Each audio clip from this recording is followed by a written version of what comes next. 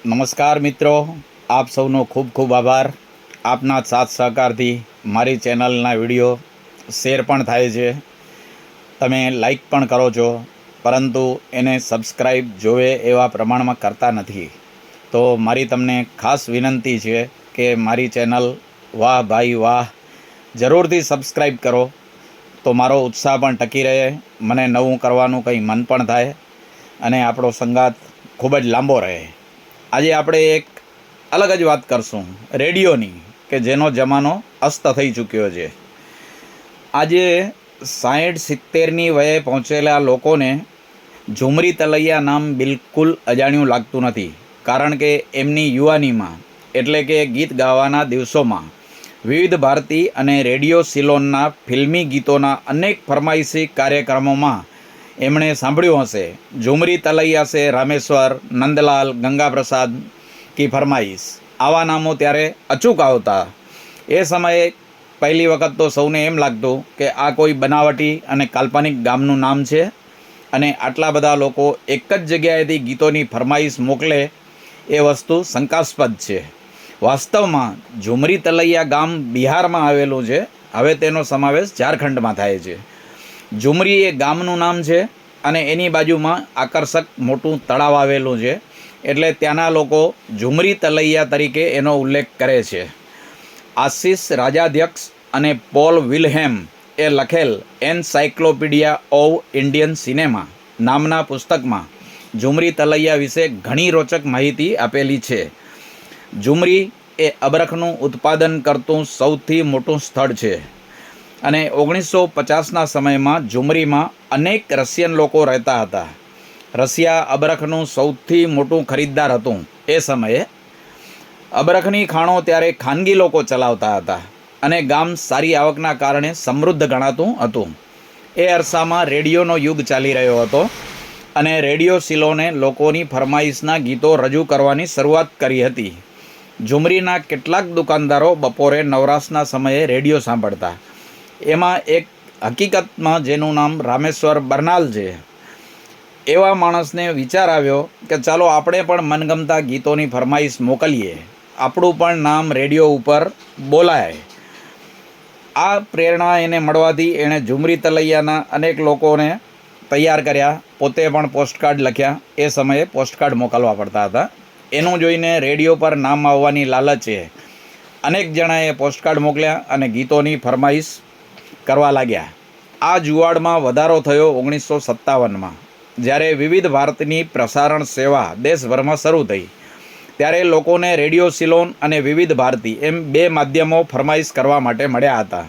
તેમાં વિવિધ ભારતી લોકપ્રિય થઈ, કારણ કે ઝુમરી ગામમાં વિવિધ ભારતીના રેડિયો સિગ્નલ વધારે સ્પષ્ટ આવતા હતા. એ સમયમાં રેડિયો એક સશક્ત માધ્યમ બની ગયું હતું. આખો દેશ સમાચાર માટે રેડિયો પર આધાર રાખતો હતો. બધે જ રાષ્ટ્રીય અપીલ અને સંદેશ રેડિયો પરથી પ્રસારિત કરવામાં આવતા.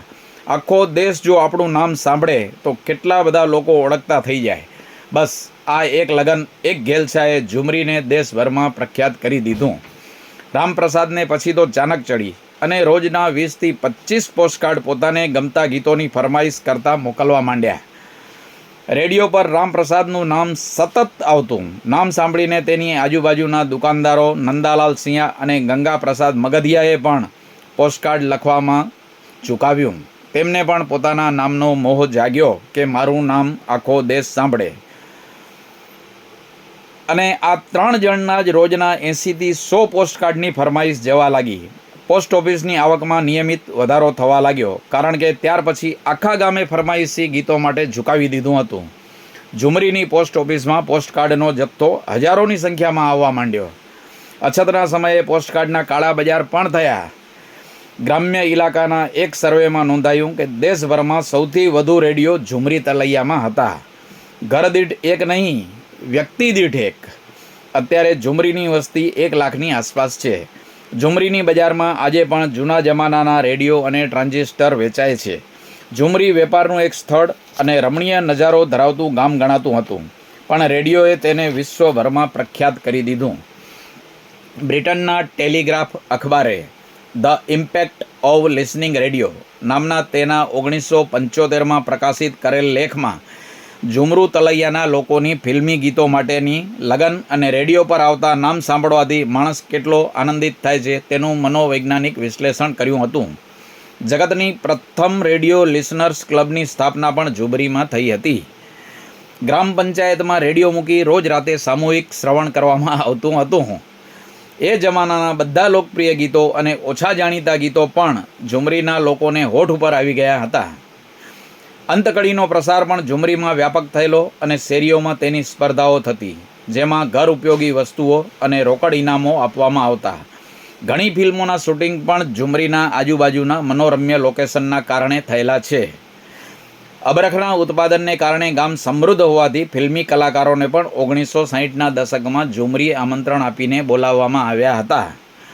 ગામમાં બહારના લોકોની અવરજવર વધવાથી ત્યાંની એક લોકપ્રિય મીઠાઈ કલાકંદ પણ ઝુમરીની જેમ પ્રખ્યાત થઈ ગઈ. ગામમાં એવા લોકો પણ હતા કે ક્યારેય ગામ બહાર નીકળ્યા જ નહોતા, પણ કલાકંદ મીઠાઈના બોક્સ ફિલ્મી ગાયકો સંગીતકારોને ત્યાં તેઓ મોકલતા. પારસમણી અને દોસ્તી ફિલ્મોના ગીતો લોકપ્રિય થયા ત્યારે લક્ષ્મીકાંત પ્યારેલાલના ઘરે આવું એક બોક્સ આવેલું. સરનામું લક્ષ્મીકાંતનું હતું અને હતા 2 જણ. બંનેએ ઝુમરી તલૈયાનું નામ સાંભળ્યું ન હતું. એમણે વિમાસણમાં હતા કે આ ખવાય કે ન ખવાય, અને ત્યારે તેમની મદદે શંકર જયકિશન આવેલા કે બોક્સ મોટું હોય તો મારા ઘરે આવી જાઓ, અને પછી ઝુમરીનો ઇતિહાસ તેમને કહેલો. ઝુમરી તલૈયાએ શરૂ કરેલા ટ્રેન્ડ કે પ્રણાલિકા લાંબા સમય સુધી ચાલુ રહી હતી. ટીવીના આગમન પછી રેડિયોની પીછેહટ શરૂ થઈ અને ક્રમશઃ ફરમાઈશ ગીતો બંધ થવા લાગ્યા. પણ આજે ઝુમરી તલૈયાના સિને ચાહકો અને ગીતોના રસિયાઓના મનમાંથી ભૂસાયું નથી. એક અજાણ્યું ગામ રાતોરાત ગીતોને કારણે લોકપ્રિયતા હાંસલ કરીને ક્યાંથી ક્યાં પહોંચી ગયું, આ એક આશ્ચર્યજનક ઘટના છે. મિત્રો, આવા જ વિડીયો સાંભળવા માટે અમારી ચેનલને લાઇક કરો, સબસ્ક્રાઈબ કરો. વાહ ભાઈ વાહ, ચેનલ સબસ્ક્રાઈબ કરો, મિત્રોને જણાવો. Thank you.